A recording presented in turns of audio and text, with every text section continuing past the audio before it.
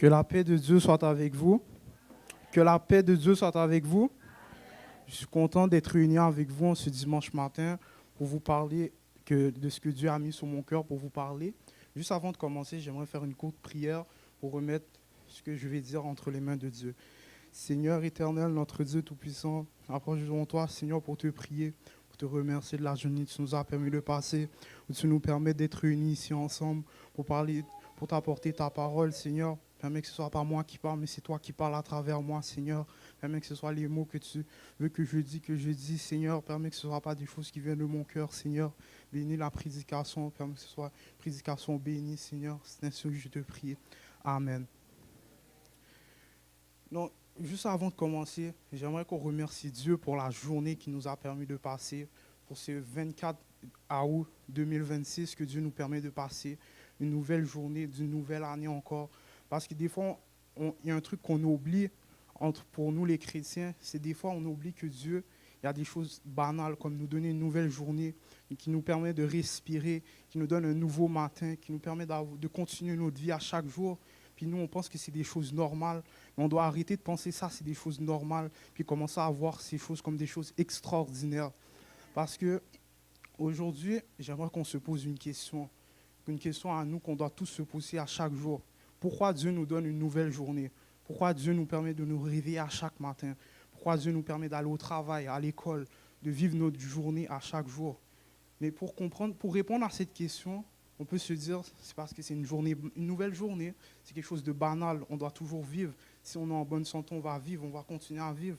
On peut se dire c'est parce que Dieu, il a quelque chose qui veut travailler en nous. C'est parce que Dieu, il y a quelque chose, il y a une délivrance qu'il veut faire à travers de nous. C'est parce que Dieu, il y a quelqu'un qui veut apporter à sa parole à travers de nous.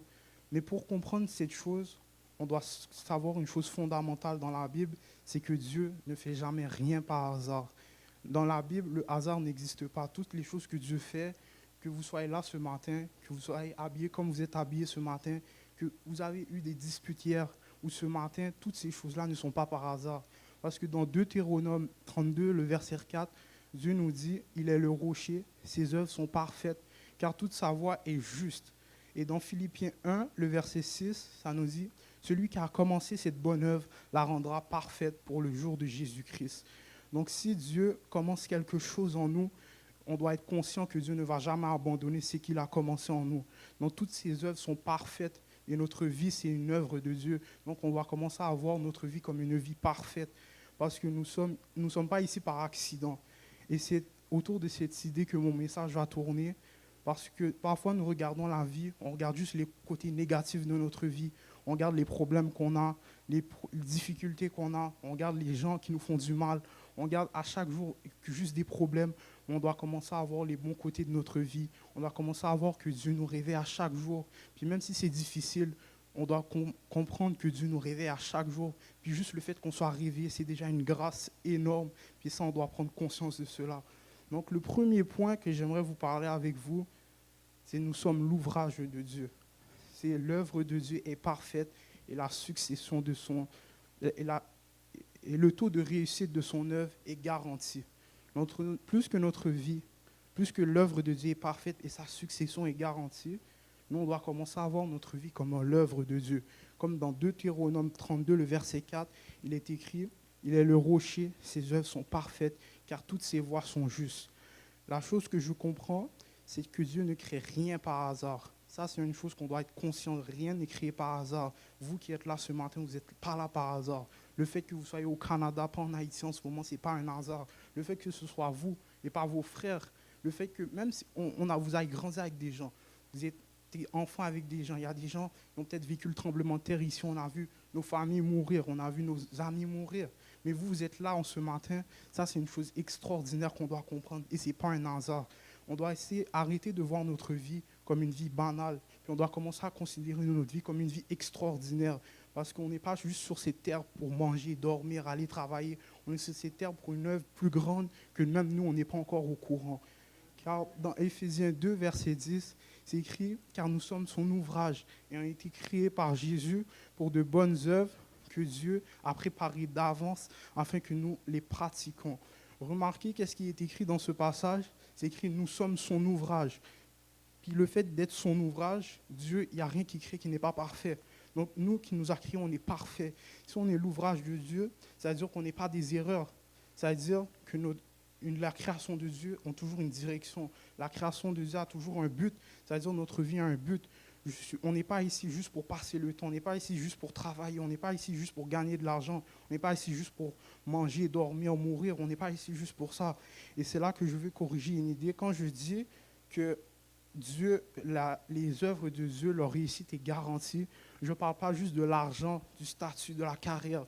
La vraie réussite dans la Bible, c'est le fait d'accomplir ce que Dieu nous a amenés sur la terre pour accomplir. Prenez un exemple. Les oiseaux, ils ont été créés pour voler.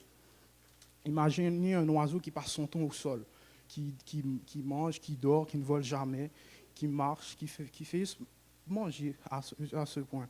Est-ce qu'on pourrait dire que cet oiseau a accompli pleinement ce que pourquoi il a été créé, même s'il n'est pas mort, même s'il n'y a jamais eu de difficulté, même s'il a bien dormi, il a bien mangé, même s'il survit pendant de nombreuses années, il est passé totalement à côté de la fonction pour laquelle on l'a créé. Parce qu'on l'a donné des ailes pour voler, on ne l'a pas donné des ailes juste pour qu'il reste à manger. On l'a donné des ailes pour qu'il accomplisse un but, pour qu'il puisse voyager, pour qu'il puisse faire des choses. De la même manière, Dieu nous a créés avec une destinée, avec des capacités, avec une fonction qui est spécifique à chacun d'entre nous. Parce qu'il y a des gens, Dieu les a créés avec une voix pour chanter. Il y a des gens, Dieu les a créés avec un cœur pour parler de sa parole. Il y a des gens, Dieu vous a créés avec un cœur de générosité pour aider les autres. Mais des fois, on essaye de faire ce que Dieu ne nous a pas appelés à faire. Des fois, il y en a entre nous, on est ici, on a une grâce que Dieu nous donne, mais on essaie d'avoir une autre grâce parce qu'on voit d'autres personnes faire un truc, mais on ne comprend pas que Dieu agit différemment pour chacun d'entre nous. On doit arrêter de se comparer aux autres et de voir que nous, on est spécial. Chacun d'entre nous ici, on est spécial. Dieu peut agir d'une telle manière avec moi, mais il peut agir d'une manière différente avec vous. Dieu peut agir d'une manière complètement différente pour chacun d'entre nous. Donc, une chose importante qu'on doit comprendre, c'est que notre vie, ce n'est pas un hasard. Puis notre vie est unique pour chacun d'entre nous dans les mains de Dieu, parce que Dieu a une destinée pour chacun d'entre nous. Donc, c'est Dieu qui a préparé les œuvres d'avance pour que nous les pratiquions. Donc, la question n'est pas seulement qu'est-ce que je veux faire de ma vie, mais la question doit être, Seigneur, qu'est-ce que tu veux faire avec ma vie? Dieu a un plan, même quand je ne le vois pas. Dans Jérémie 29, le verset 1, qui dit « Car je connais les projets que j'ai formés sur vous ». Jérémie 29, le verset 11, désolé, ça dit « Car je connais les projets que j'ai formés sur vous, dit l'Éternel, des projets de paix et non de malheur, afin de vous donner un avenir et de l'espérance. » Il y a plusieurs choses importantes dans ce verset, mais la chose la plus importante, les deux mots les plus importants dans ce verset, c'est dans les trois premiers mots qui dit « je connais ». Quand ça dit « je connais », ce n'est pas nous qui connaissons, mais c'est Dieu qui parle, qui dit « lui seul connaît le plan qu'il a formé pour nous ».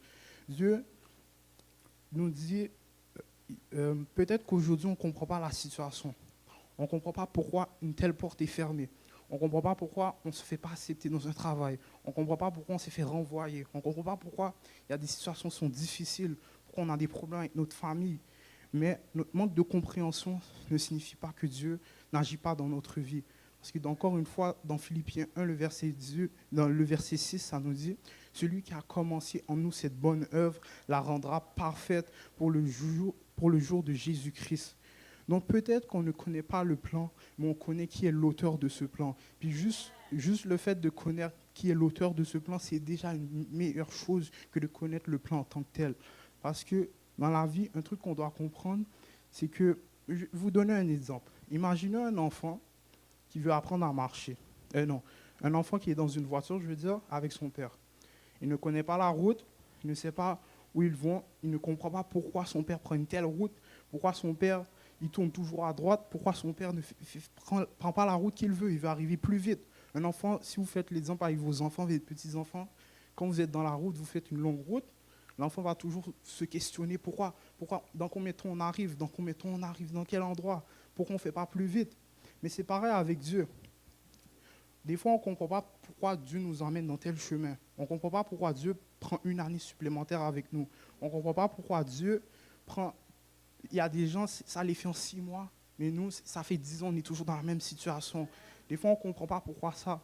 Mais la seule chose qu'on sait, qu'on comprend, c'est qu'on doit toujours faire confiance à Dieu. Parce que faire confiance à Dieu, c'est faire confiance à la personne qui a créé la destination. Parce que nous, on veut juste savoir comment ça va se passer. On veut juste savoir comment le plan va se dérouler. Mais Dieu, s'il nous montrait toutes les choses qui allaient nous arriver, Dieu, nous, on ne grandirait pas. Parce que des fois, dans la vie, on a des rêves en tant que ce soit des jeunes ou même des adultes, on a chacun des rêves. Nous, on voit juste le rêve, mais on ne voit pas le chemin du rêve. On ne voit pas le chemin, à quel point le chemin est poussiéreux. On ne voit pas à quel point le chemin est difficile. Puis des fois, si on voyait le chemin, si on voyait le plan en tant que tel, on n'irait même pas faire ce que Dieu nous a amené à faire. Donc des fois, on doit arrêter de chercher à savoir comment on va arriver à la destination, mais on doit juste savoir qu'on va arriver à la destination. On n'a pas besoin de savoir combien de temps ça va nous prendre, comment difficile ça va être difficile. On doit juste savoir que Dieu est au contrôle de notre destination. C'est lui qui est au contrôle de la voiture. Nous, on est juste des passagers. Puis le rôle d'un passager, c'est d'écouter le conducteur et de laisser le conducteur le mener jusqu'au bon chemin.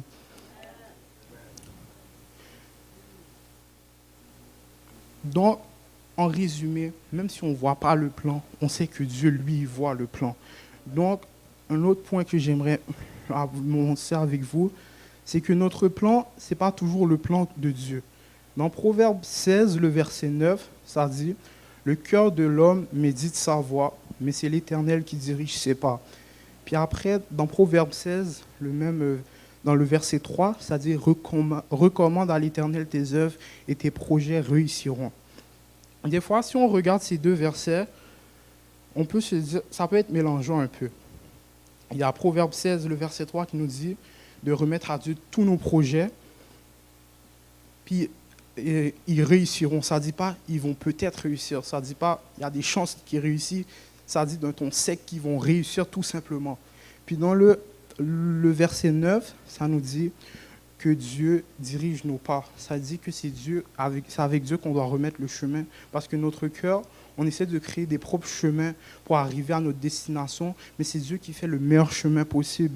Il y a une autre version dans la Bible qui l'explique encore mieux, le verset 9, dans la Bible français courant, qui dit « Les humains tracent leur chemin, mais c'est le Seigneur qui assure la marche. » Cela veut dire, nous, peu importe le chemin qu'on trace, peu importe la destination avec laquelle on la trace, des fois, nous, on va chercher le chemin le plus facile pour nous, le chemin qui va nous amener le plus vite, le chemin qui va permettre qu'on arrive à nos objectifs de la manière la plus vite possible. Mais Dieu, ce qu'il veut, ce n'est pas la vitesse qui compte avec Dieu, c'est la qualité qui compte avec Dieu. Donc des fois, on doit arrêter de chercher la vitesse, on doit arrêter de chercher le fait d'arriver vite à la destination, on doit chercher d'arriver bien à la destination. Prenez un exemple, et dans le monde du business, dans le monde de la finance, il y a un truc qu'on dit tout le temps, il n'y a jamais personne qui devient riche vite. Il y a jamais, toutes les gens qui deviennent riches vite perdent de l'argent vite. Prenez l'exemple, pourquoi on vous dit que, par exemple, le casino, ce n'est pas bon, faire des paris, ce n'est pas bon, parce que c'est de l'argent qui vient facilement.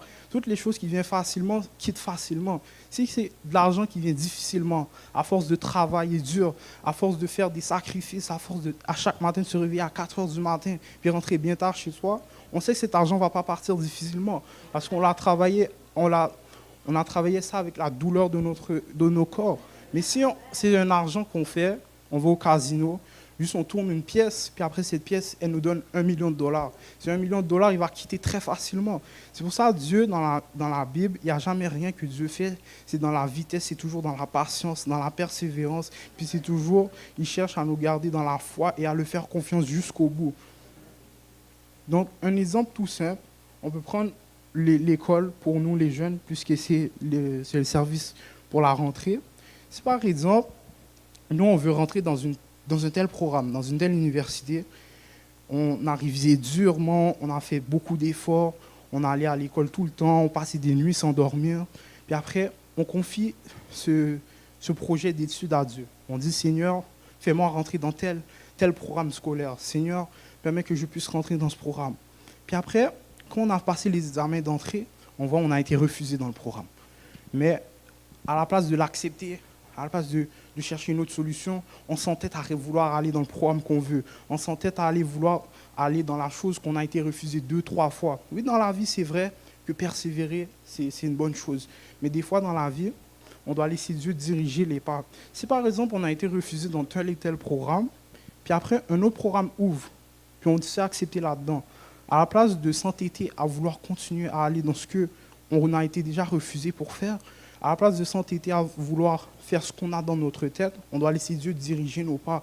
C'est pour ça que des fois, il y a beaucoup de gens, des fois ils perdent la foi, mais qui ne comprennent pas ces deux versets qui dit, dans Proverbe 16, qui dit « Le cœur de l'homme médite sa voie, mais c'est l'Éternel qui dirige ses pas. » Ce que Dieu nous dit, ce n'est pas de ne pas rêver, ce n'est pas de ne pas avoir de grands rêves, ce n'est pas de ne pas avoir de grands objectifs. Même Dieu nous encourage à avoir de grands objectifs. La seule chose que Dieu nous demande, c'est de le remettre tous nos objectifs entre nos mains, entre ses mains. Parce que à la fin, nous, peut-être qu'on voit un chemin. Peut-être que nous, on va à l'école, c'est cette carrière que je veux. C'est cette étude que je veux. C'est ce diplôme que je veux. Mais Dieu, ce n'est pas ce diplôme-là qu'il veut pour toi. Ce n'est pas cette étude qu'il veut pour toi. Peut-être c'est ce que tes parents voudraient pour toi. Peut-être c'est ce que tout le monde voudrait pour toi. Mais Dieu il sait comment il agit. Nous, on ne comprend pas comment Dieu il agit. Mais dans 10 ans, dans 5 ans, dans 30 ans, c'est là qu'on va comprendre pourquoi Dieu agit d'une telle manière. Prenez l'exemple de tous les gens, par exemple, qui veulent devenir médecin. Ils s'entêtent à vouloir tout le temps devenir médecin. Puis après, ils passent des années d'études dedans, ils passent. Ensuite, ils deviennent médecins, après 2 années d'études. Puis ensuite, ils n'aiment pas le travail. Il y a beaucoup de gens à l'université, si vous faites ça, vous allez voir, ils font des études, puis après 5 ans dans le travail, ils n'aiment pas le travail. Ils s'entêtent à vouloir faire un travail, puis au final, ils ne l'aiment pas. Des fois, nous, on voit plus le prestige de quelque chose. On voit plus le côté pour montrer aux autres. On ne voit jamais qu'est-ce que Dieu veut réellement faire à travers nous. Des fois, on voit le nom du travail, on voit le nom de l'entreprise dans laquelle on rentre, on voit le nom du poste qu'on aura, mais Dieu, ce n'est pas le nom, ce n'est pas le poste, ce n'est pas le prestige qu'il veut. Dieu, c'est quelque chose de bon pour nous. Peut-être pour quelqu'un, être médecin, c'est excellent, c'est ça qu'il a besoin, mais pour nous, ce n'est pas ça que Dieu veut. Ce n'est pas ça qui va nous rendre heureux, ce n'est pas ça qui va nous permettre de vivre une vie de bon cœur, ce n'est pas ça qui va nous permettre de vivre la vie que Dieu a pour nous. Donc, pourquoi on veut autant connaître notre avenir? Des fois, on peut se poser ces questions, pourquoi on veut autant faire le rôle de Dieu? Parce que Dieu nous dit de nous confier nos rêves, puis après lui, il va s'occuper de la destination et du chemin. Donc des fois, c'est dans Proverbe 3, le verset 5 à 6, qui dit « Confie-toi en l'Éternel et de tout ton cœur et ne t'appuie pas sur ta sagesse. Reconnais-le dans toutes tes voies et il aplanira tes sentiers. » Pourquoi est-ce qu'on veut autant connaître qu'est-ce que Dieu a pour nous? Parce que l'incertitude nous fait peur, parce que ne pas savoir quelle métier on va faire plus tard nous fait peur, parce que ne pas savoir quelle étude on va faire plus tard nous fait peur, parce qu'on ne sait pas avec qui on va finir notre vie, parce qu'on ne sait pas où on va vivre, comment on va gagner notre vie, comment on va réussir. On pense que connaître l'avenir nous fera qu'on pourra mieux la contrôler. Des fois, on pense que connaître qu'est-ce qui nous attend dans 5 ans fera qu'on pourra mieux contrôler qu'est-ce qui va nous arriver dans notre vie. Des fois, ce qu'on doit arrêter de comprendre, c'est que le moins qu'on connaît, le mieux c'est. Si on connaît trop de choses, je ne sais pas si vous regardez des films ou des histoires dans la politique, des fois ça dit les gens quand ils connaissent trop, c'est là au final qu'on envoie des gens pour les assassiner, c'est là au final on envoie des gens pour les faire taire. Des fois dans la vie, le moins de choses qu'on connaît, le mieux c'est. Parce que des fois, à force de chercher trop de connaissances, à force de chercher trop de réponses, à force de toujours vouloir avoir une réponse à nos questions, ça fait que ça nous fait peur, ça nous fait plus peur qu'autre chose. Au final, c'est pour ça que Dieu, il ne nous montre pas toujours le plan. Parce que s'il nous montrait tout le temps le plan, tout le temps les épreuves dans lesquelles on va passer, 80% d'entre nous, peut-être même tout le monde d'entre nous refuseront d'accomplir ce que Dieu a pour nous à accomplir. Si vous voyez toutes les gens dans la vie qui ont réussi, toutes les gens dans la vie qui sont les meilleurs dans ce qu'ils font, les sportifs, les acteurs, peu importe, il y a toujours un truc qui revient en boucle et en boucle. C'est ces gens, ils ont souffert quand ils étaient jeunes. Ces gens, ils ont souffert dans leur vingtaine, dans leur trentaine. Ils ont souffert à un moment de leur vie. Puis des fois, il y a un truc qui dit, c'est que quand ils étaient en train de souffrir, il ne voulait pas souffrir, il voulait arrêter cette souffrance. Il voulait avoir une vie paisible, il voulait avoir quelque chose de bien qui les arrive. Mais après, à la fin de la journée, toutes ces souffrances, toutes les choses qu'ils ont subies, toutes les persécutions qu'ils ont subies, c'est ça qui les a amenés où ils sont aujourd'hui. Donc des fois, on doit arrêter de voir les problèmes comme juste des problèmes, on doit les voir d'une autre manière, comme des manières que Dieu veut travailler en nous. Parce que quand on essaie de contrôler notre vie, on essaie juste de prendre le rôle de Dieu. Car Dieu nous demande juste de lui confier nos objectifs et il le fera réussir. Parce que si sur un bateau, il y a juste un seul capitaine, il n'y en a pas deux. Dans une voiture, il y a un seul volant, il n'y en a pas deux. Puis quand un passager essaie un passager puis un conducteur, ils ne voient pas la route de la même façon. Des fois, un conducteur voit un espace entre deux voitures, puis un passager pense qu'il est trop petit, puis il est en train de stresser. Mais à la fin, quand vous arrivez à la sortie, la voiture a eu le temps de passer. Donc, cela signifie qu'on ne doit pas essayer de prendre le volant entre les mains de Dieu. Parce que toutes les fois que vous êtes dans une voiture, des fois, par exemple, mon père est comme ça. Quand je conduis, il pense que je conduis comme un fou. Donc, des fois, si par exemple, il essaie de prendre le volant entre mes mains, moi, il y a des espaces que je vois, lui, il ne voit pas. Mais si toutes les fois qu'il essaie de prendre le volant entre les mains, je laisse un accident. C'est la même chose avec Dieu. Si on essaie de prendre le contrôle, on essaie de prendre le volant entre les mains de Dieu, c'est des accidents dans lesquels on va faire.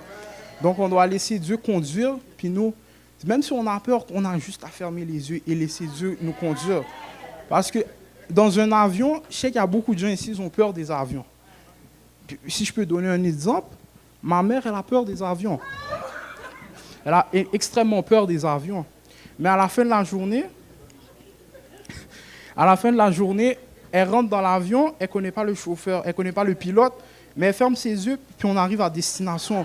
C'est la même chose avec Dieu. Même si on connaît pas, même si ça nous fait peur, le chemin, même si le chemin est effrayant, on a juste à remettre tout entre les mains de Dieu. Parce que Dieu nous dit notre combat, ce n'est pas le chemin, ce n'est pas de savoir où on va passer. Notre seule chose que Dieu nous demande, c'est de l'apporter nos objectifs. Puis Dieu, d'une manière ou d'une autre, il va le faire réussir.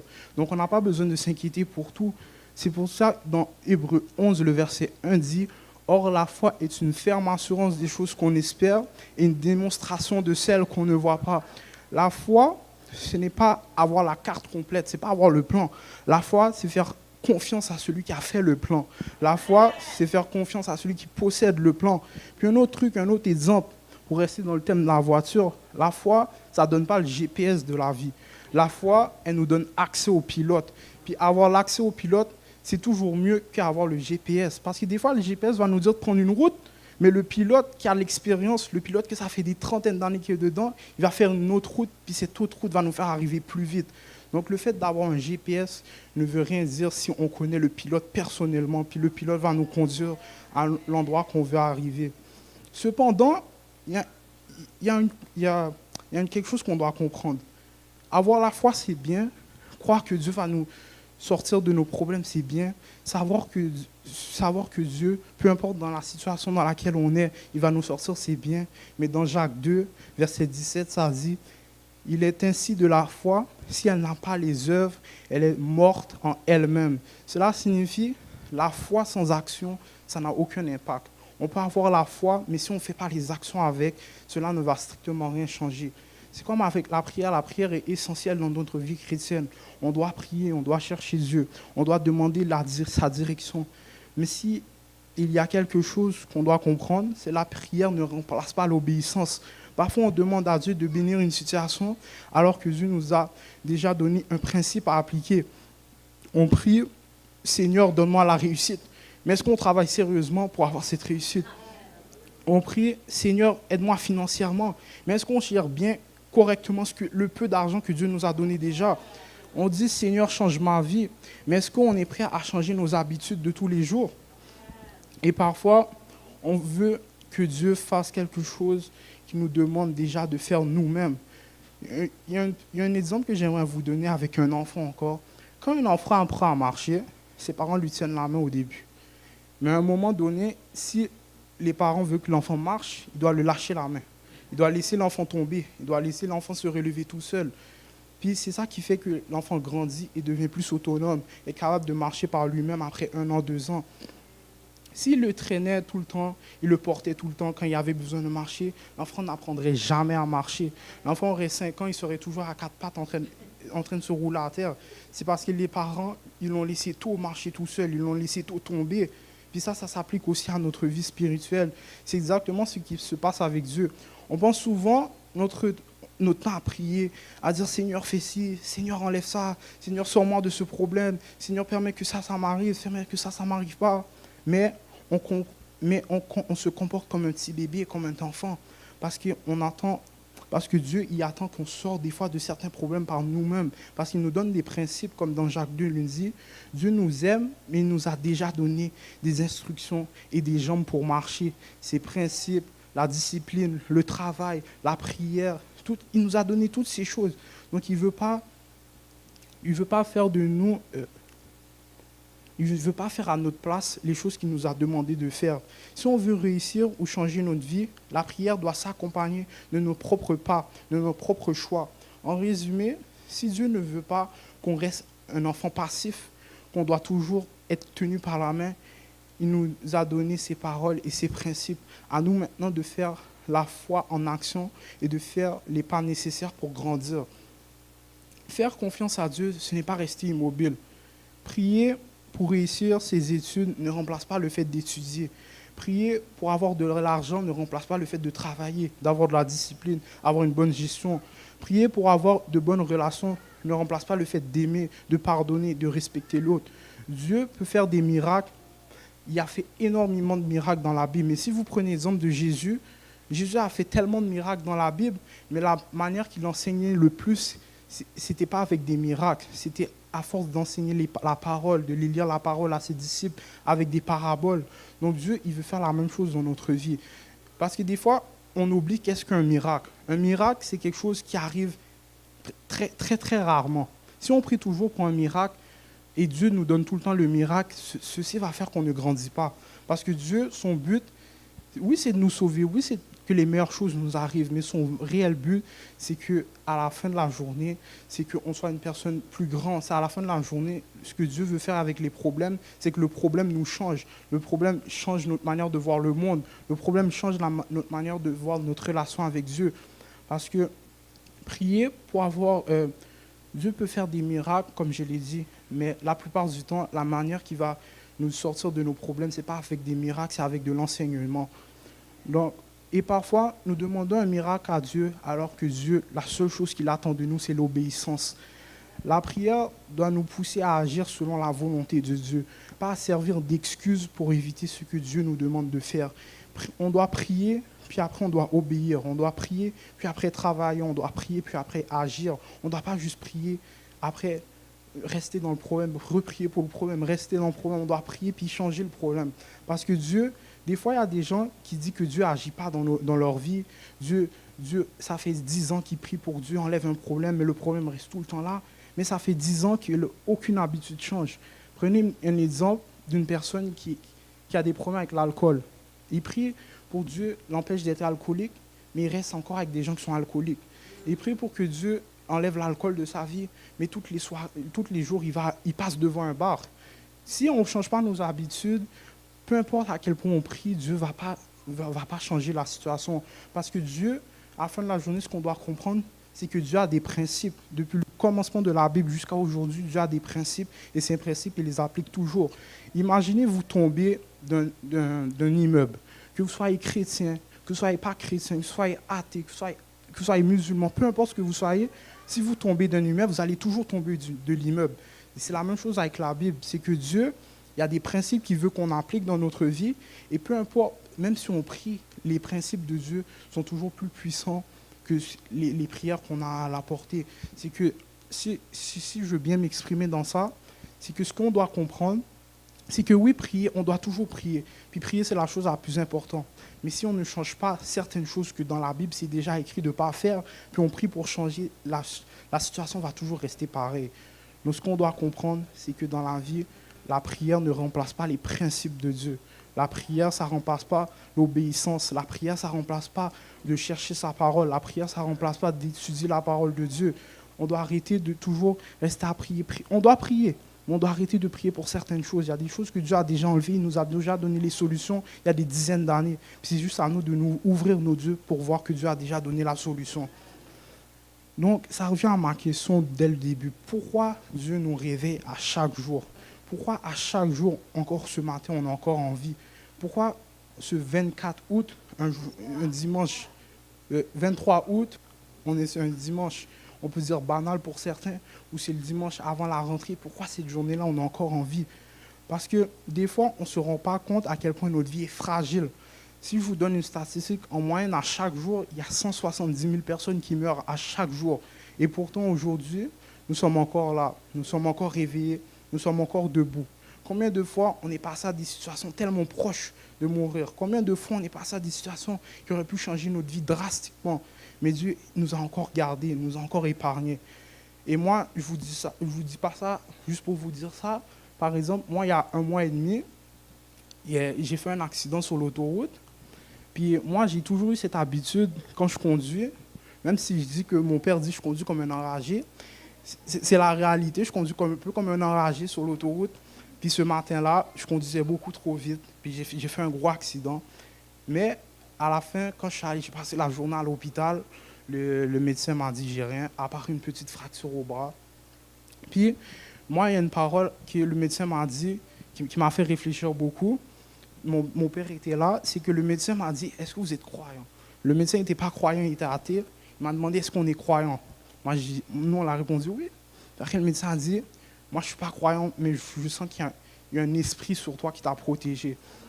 Parce que la manière que j'ai fait l'accident, à la vitesse que j'allais, la manière que je rentrais dans l'autre voiture devant moi, juste le fait que j'ai juste une entorse, elle m'a dit c'est presque impossible que j'ai juste une entorse. Donc ils m'ont fait passer toute la journée à l'hôpital pour faire des tests après des tests après des tests, juste pour qu'ils finissent par remarquer que j'ai rien.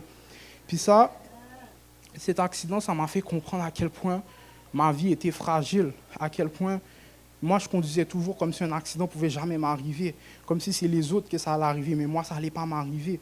Mais ceci m'a fait comprendre que Dieu, il y a une grâce sur nous, il y a une grâce sur moi, et cette grâce est plus puissante que toute autre chose.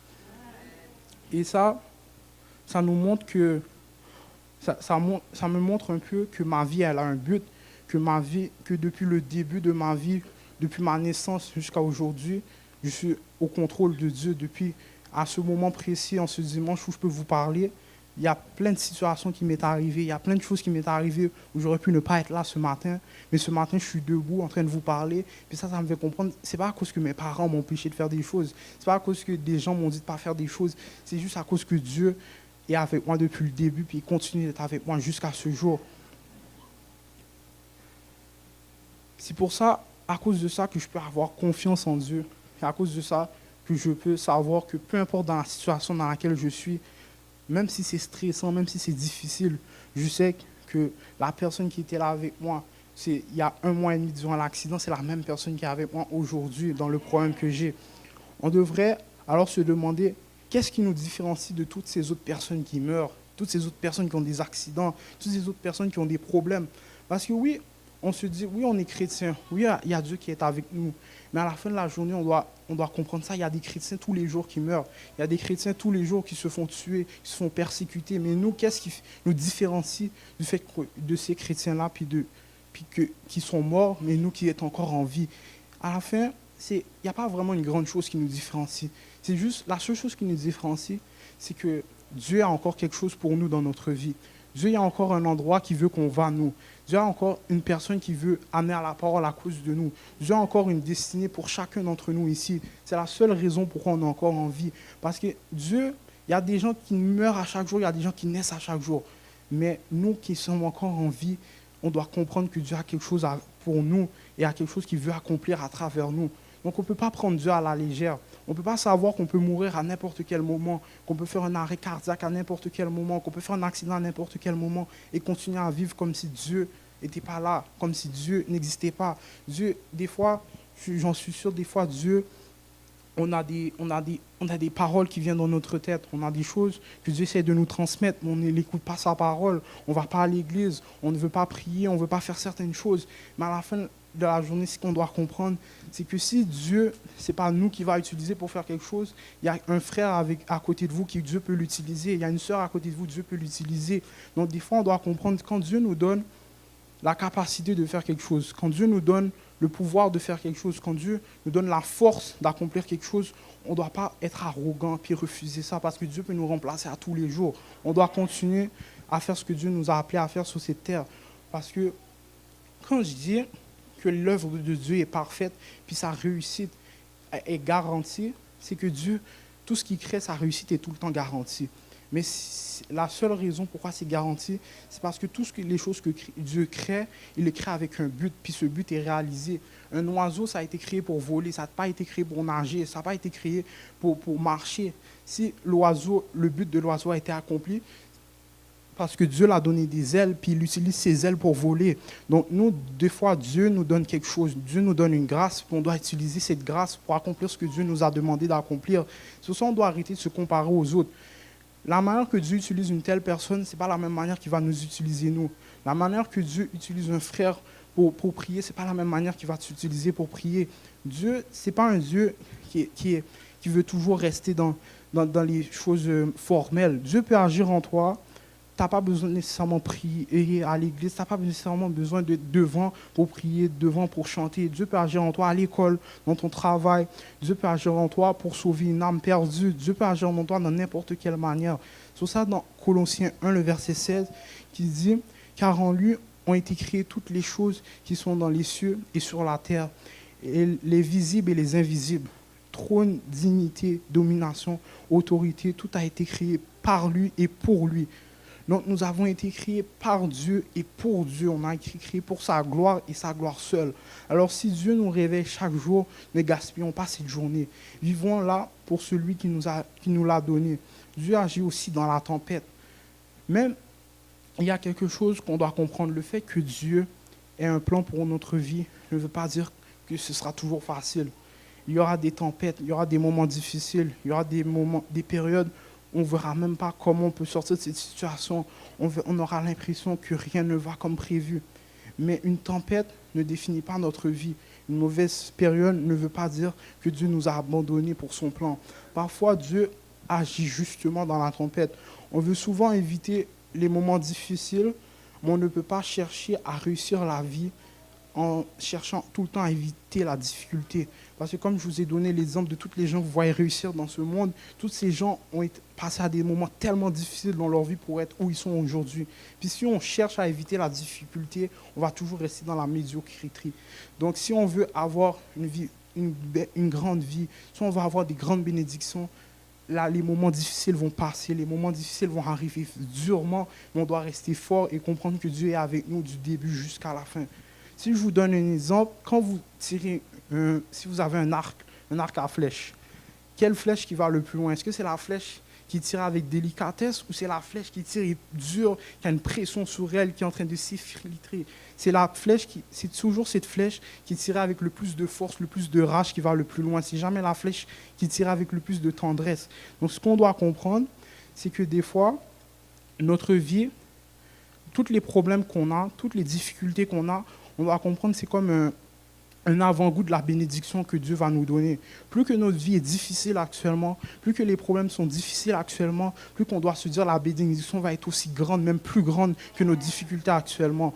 Alors, peut-être aujourd'hui, on regarde notre vie, et on dit j'ai perdu du temps. On regarde les années qu'on a passées, les erreurs qu'on a faites, les occasions qu'on a manquées. On regarde tout le temps de trop qu'on a perdu, toutes les choses qu'on a passé trop de temps à faire. Mais ce n'est jamais trop tard pour laisser Dieu agir dans notre vie.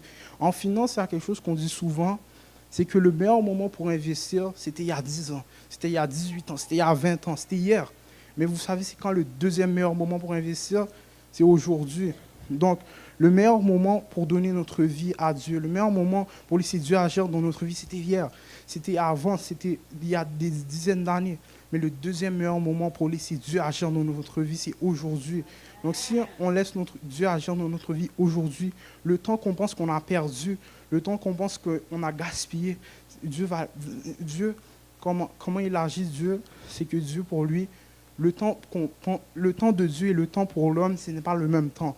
Nous, on peut penser dans 10 ans, si on n'a pas réussi quelque chose, dans 10 ans, on a échoué. Mais pour Dieu, c'est dans 30 ans qu'il va nous faire réussir. Il y a des gens, c'est dans 5 ans qu'il va nous faire réussir. Mais peu importe, ce qu'on doit comprendre, c'est qu'on ne peut pas changer hier. Mais on peut décider de ce qui va arriver aujourd'hui. Le passé, c'est le passé, mais le présent, c'est la seule chose qu'on a le contrôle dessus. Toutes les erreurs qu'on a fait hier, on ne peut pas le changer. La seule chose qu'on peut changer, c'est nos décisions d'aujourd'hui. Et si Dieu a commencé une œuvre en nous, il va l'amener à son accomplissement. La réussite, selon Dieu, ne dépend pas de la vitesse à laquelle nous avançons, mais de notre fidélité avec lui. Peu importe le temps que cela prendra, Dieu peut encore accomplir ce qu'il a prévu pour notre vie. Alors on ne doit pas laisser les tempêtes définir notre vie. On ne doit pas laisser les erreurs du passé nous convaincre qu'il est trop tard. On ne doit pas laisser les difficultés, on ne doit pas laisser les difficultés enlever notre foi en Dieu, parce que Dieu ne va jamais abandonner un plan qu'il a commencé. Dieu, tout ce qu'il commence, il le finit toujours. Continuez à avancer, continuez à prier, continuez à obéir, continuez à laisser Dieu agir en nous. Parce que, comme je vous l'ai dit encore une fois dans cet exemple, un bateau a un capitaine. Il n'y en a pas deux, il n'y en a pas trois, il y a un seul capitaine. Dieu est le capitaine de notre bateau, puis nous, on est juste des passagers. Donc, quand on est des passagers, on ne doit pas essayer de conduire le bateau. On doit laisser le capitaine conduire le bateau et le faire confiance et avoir la foi en lui.